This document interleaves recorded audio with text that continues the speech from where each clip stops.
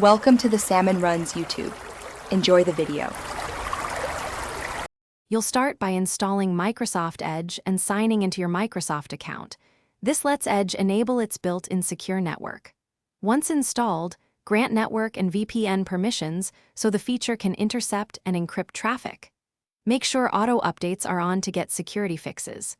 Now open Edge, tap the menu, and locate Secure Network under Settings. Enabling it is the first actionable step, because it creates the encrypted tunnel that protects apps and browsing without separate VPN apps.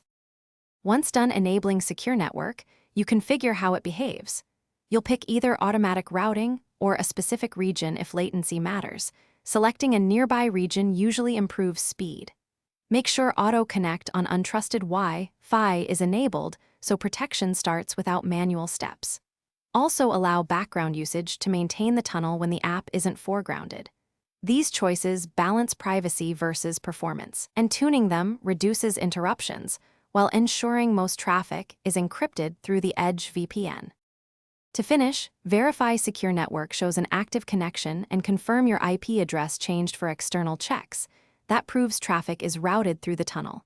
If pages load slowly or the VPN won't connect, restart Edge and your phone, then toggle Secure Network off and on. Make sure battery saver or restrictive app permissions aren't blocking background VPN operation. If issues persist, reinstall Edge. That clears corrupted state. This final troubleshooting keeps the VPN reliable so you stay protected on mobile. Thanks for watching. Consider subscribing if we helped you.